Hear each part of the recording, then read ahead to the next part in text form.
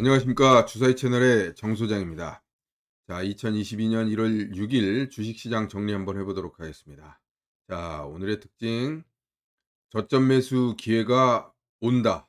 네, 제가 그저께 참 느낌이 안 좋다라는 말씀을 드렸고, 어제 그래서 나름대로 그 뭐랄까요, 그 슬픈 예감은 어김없이 다가온다 이런 말씀을 드렸고, 그리고 오늘도 역시 추가적인 하락이 나타난 모습입니다. 그렇지만 누누이 말씀드렸지만 지금 현재의 시장이 절대로 하락 추세의 전환이 아니다.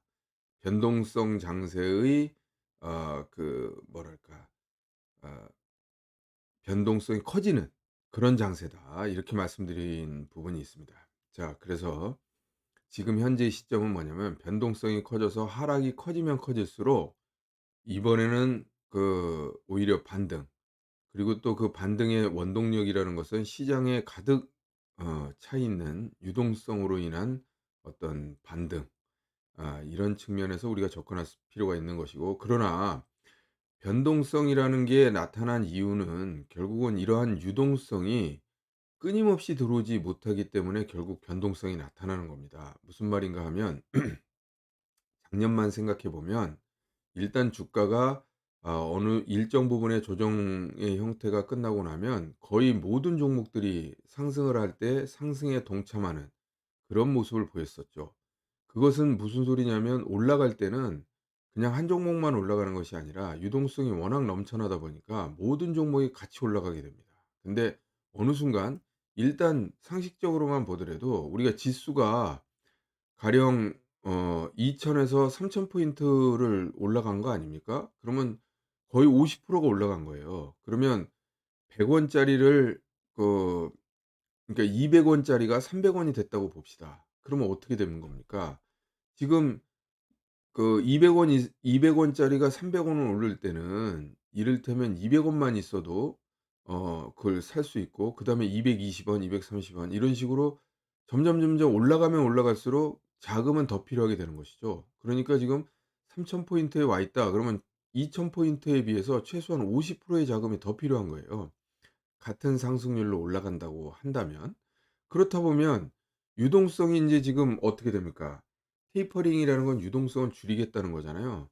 유동성을 흡수하는 게 아니고 인제 더 이상 '공급을 하지 않겠다. 인제 줄여 나가겠다. 공급은 하되 공급의 양을 줄여 나가겠다.' 그렇다고 본다면 그 유동성의 어떤 한계가 분명히 인제 도래하게 되니까 어떻게 됩니까? 그 유동성이, 그러니까 상승을 할 때 모든 종목들이 같이 오르고 이랬던 어떤 그 일률적인 패턴에서 인제는 돈이 모자라니까 올라갈 종목은 올라가고 또 조정을 받을 종목은 조정받는, 그러니까 뭔가의 어떤 그 차별화되는 그런 흐름이 나타나게 되는 것이죠. 그러기 때문에 현재의 주식 시장에서는 겁낼 건 없습니다마는 중요한 포인트는 예를 들어서 시장에서 관심을 받기가 어려운 내재 가치의 어떤 어려운 점이나, 그리고 또 엊그제 그 오스템 임플란트 사태가 일어났지 않습니까? 그리고 그 내용을 저는 살펴보니까 이게 잘못하면 좀 심각한 부분이 있더라고요. 무슨 소리냐면 그 오스템 임플란트 그 사태의 핵심적인 인물이 범죄를 저지른 건 사실입니다만 그 대주주의 어떤 그 뭐랄까요? 지금 지내고 있는 행태를 보니까 이게 주업, 그러니까 오스템 임플란트의 영업이라든지 사업 방향에 대한 포인트라기보다는 뭔가 뭐랄까요? '투자에 더 관심이 많다.'라는 느낌을 전 많이 받았습니다. 그리고 의외로 부채라든지 이런 부분이 굉장히 지금 속으로 숨겨져 있는 부분이 많다. 특히나 주식을 담보로 해 갖고 주식 담보 대출을 받은 부분이 있다. 그러면 주식 담보 대출이라는 것은 이번에 오스템 임플란트 사태로 완전히 드러났죠. 거래 정지를 당하니까 이 담보 가치가 0 원입니다, 0 원. 그러면 제가 그냥 뉴스상으로 듣기로 오스템 임플란트 대표가 약 1,000억 원 정도의 어떤 주식 담보 대출을 받았다고 하는데, 그렇다면 담보가 없는 신용 대출이 돼 버린 거예요, 1,000억 억이. 그럼 얼마나 은행이나 금융기관 입장에서는 지금 급격하게 뭐랄까요. 신용을 축소시킬 수밖에 없는 그런 상황입니다. 그러니까 그게 일파만파. 근데 그게 그냥 주식 담보대출을 받아 가지고 예를 들면 어디 땅이나 이런 걸 사 놨다 그러면은, 예를 들어서 갚을 현금으로 갚을 능력이 없다고 해도 땅으로 상환을 하면 되니까 문제가 없는 겁니다, 어떻게 보면. 땅을 주면 되는 거예요. 대출 받은 거 대신. 그랬는데 지금 얘기를 들어보면 뭐 ASP 뭐 홀딩스인가 해 가지고 또 다른 주식 투자를 했다는 얘기를 지금 하고 있습니다. 그렇다면 근데 그게 지금 매수한 가격보다 지금 많이 떨어졌다는 얘기가 돌고 있는데, 그렇다면 어떻습니까? 갚고 싶어도 갚을 수가 없어요. 근데 오스템 임플란트 담보로 제공했던 오스템 임플란트의 주식은 지금 현재 정지 상태고, 물론 이제 사태의 흐름이 어느 쪽으로 어떻게 움직일 수 알 수 없지만, 움직일지 알 수 없지만 당장은 그렇다는 얘기입니다. 그랬을 때 그게 일파만파 어떤 주식 시장의 도미노 형태의 어떤 그런 매도세가 나타날 수도 있는 부분인 거고, 그리고 주가가 하락하면 지금 계속 말씀드립니다마는 이 신용 잔고가 높기 때문에 어떻습니까? 한번 외부 충격이 왔을 때 크게 움직일 수 있다. 그러니까 제가 볼린저 밴드 상으로 그 볼린저 밴드의 폭이 줄어든 상태에서 외부 충격이 오면 상당히 크게 움직일 수 있다, 이런 말씀을 드렸지 않습니까? 그래서 이제 그런 측면을 우리가 충분히 살펴볼 필요가 있겠다, 이런 말씀을 드리고, 자, 그러기 때문에 중요한 거 그러면 인제 지금 이렇게 좀 어떻게 보면 악재의 측면을 강조해서 말씀드리니까, 그러면 결국은 떠나야 되느냐? 그게 아니라 이런 악재가 있기 때문에 그런 악재가 나올 수 있는 종목들에 대한 그 관심을 줄이고, 누구나 봐도 이렇게 뭐랄까 확실하다고 생각하는 그런 종목, 그리고 또 뭐랄까요, 내재 가치가 충분히 받쳐주는 종목, 그리고 성장성이 담보되어 있는 종목, 이런 종목들에 대한 관심이 필요하다. 그리고 지금 현재 그런 종목들이 굉장히 많습니다. 거기다 더구나 싸기까지 해요. 그러니까 지금 올라가는 종목, 유행하는 종목에 우리가 집중하기보다는 오히려 저점 매수 관점에서 접근을 해야 된다, 이런 말씀을 드릴 수 있겠고, 그리고 이게 하락 추세가 아니기 때문에 일정 부분의 저점이, 그러니까 급락이 나온다 그러면 오히려 반등 내지는 상승 추세로의 전환이 임박해 있다, 이렇게 우리는 받아들여야 되는 것입니다. 그래서 이제 그런 부분에 대해서 말씀을 드린 거고, 자, 차트상으로 한번 볼까요?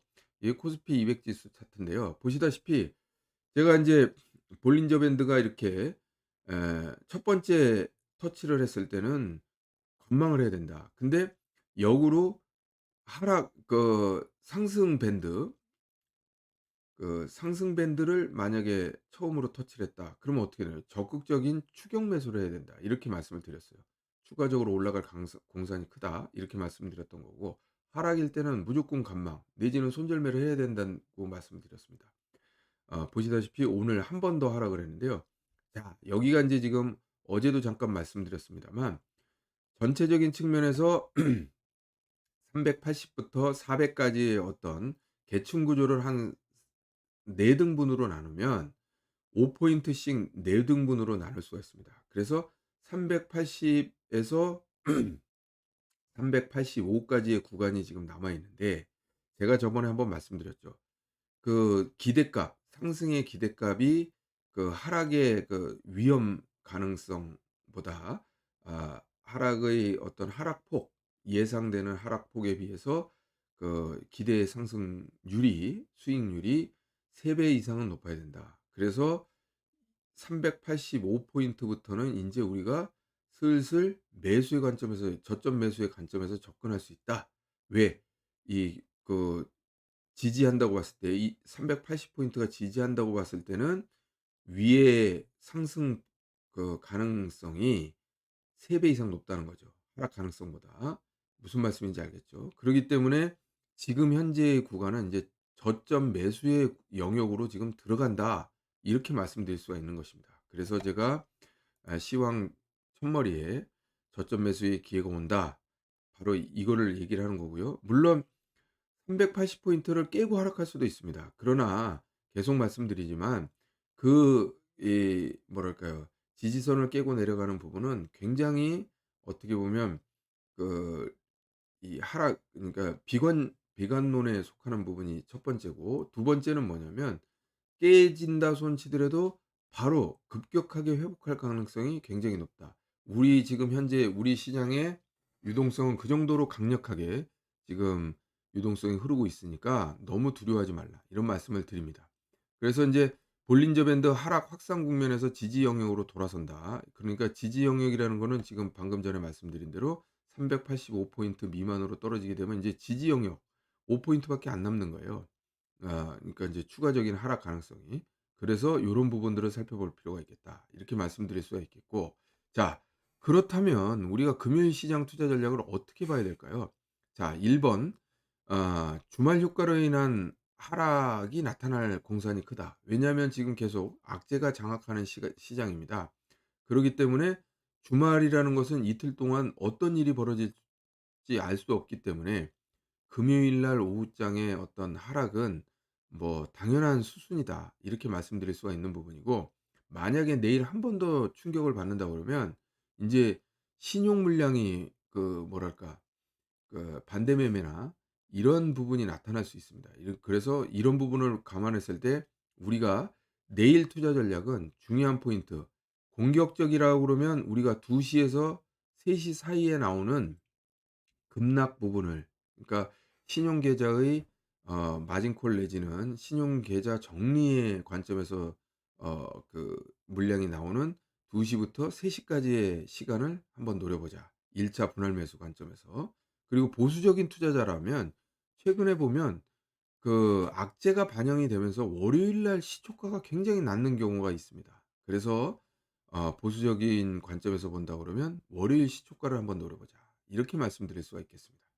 그래서 전체적으로 주식 시장을 한번 쭉 정리를 해 봤는데, 이렇게 제가 계속 말씀드리다시피 시황이 정리가 필요한 부분은 큰 틀에서의 어떤 전략적인 측면을 우리가 충분히 세우고, 그리고 이제 종목적인 측면에서 들어갔을 때 매매 타이밍을 세우는 그런 전술적인 측면은 우리가 흔히 알고 있는 어떤 그런 양봉 절반 매매 기법이라든지, 그리고 돌파 매매 기법이라든지, 그리고 또 저점에서 바닥을 바라보고, 눌림목 바닥을 바라보고 부근, 기준선 부근에 갔을 때 매매한다든지, 이런 구체적인 전술적인 측면은 이미 머릿속에 명확하게 있겠죠. 근데 그것을 과연 어떤 측면에서 우리가 적용을 해야 될 거냐? 바로 전망이 필요한 겁니다. 시장 전체적인 전망. 그래서 그 시장 전체적인 전망이 어느 정도 된다면, 그래서 방금 전에 말씀드렸지 않습니까? 금요일 주말 효과를 이용해서 2 시부터 3 시까지 벌어질 수 있는 어떤 그런 하락을 한번 노려보자, 이런 말씀을 드리는 거고, 또 보수적으로 주말에 어떤 일이 일어날지 잘 모르겠다 싶은 분들은 월요일 시초가를 한번 노려보자, 이렇게 말씀드릴 수가 있을 것 같습니다. 자, 이렇게 정리를 한번 해 보고요. 숫자도 한번 체크해 보면서 넘어가도록 하겠습니다. 자, 오늘 1월 6 일이고요. 정배열 종목의 숫자가 인제 190 까지 떨어졌습니다.